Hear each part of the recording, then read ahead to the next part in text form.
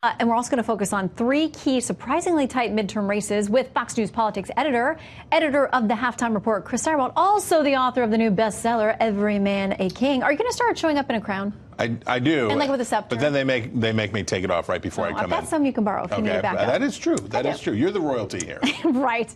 Okay, let's talk about North Carolina. Okay. In District 9, very interesting race. A lot of heavy hitters coming in for this one congressional race on both sides of the aisle. Look, no question that you know how close the Republicans see control of the House as being. If they are willing to invest this much effort in North Carolina doesn't have a Senate race. North Carolina doesn't have a gubernatorial race. It's one of 435 House races, and you've got the president, the vice president, everybody going down to try to save this seat.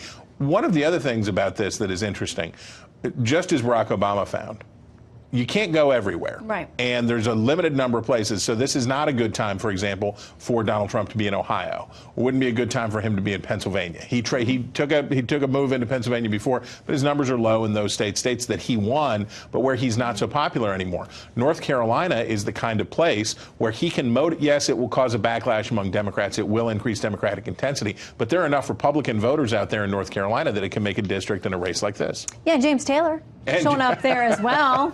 Not for the Republican. No. Make no mistake. But he's there for the Democrats. So folks on both sides. All right, let's turn to Florida. Okay. This new poll, WCTV down there, I remember it well from my days in Tallahassee. They had this thing in basically a dead heat, the Senate race down there.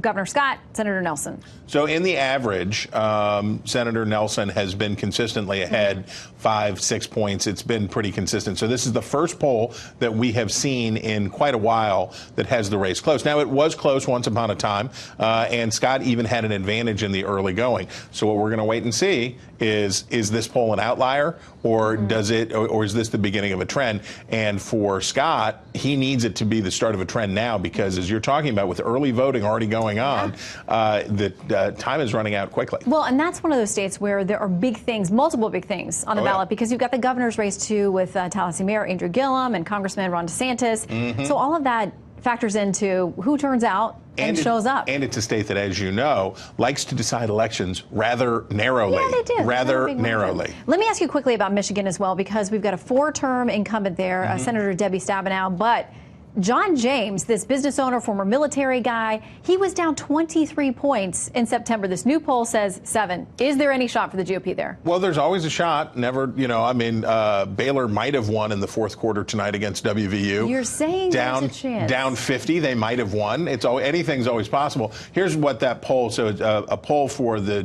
Detroit News, basically says that the races have both tightened, that Bill Schuette, who's the the Republican nominee for governor, that both of the races have closed. Now, I would tell everybody this: as you get closer to the end, undecided voters lie. When a lot of undecided voters lie, that when they say they're undecided, some people flatter themselves, say, well, I might still change my mind. What happens at the end is, as name identification for the candidates goes up and people return to their partisan roots, you will always see this tightening at the very end. Now, whether or not James has enough mojo, he's a very good candidate. He's a dynamic candidate.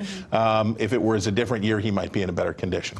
Well, we'll see. And next time we expect to see you with crown and scepter and robe if you would like to wear one. We're going to get you a throne. Chris Starwalt, thank you.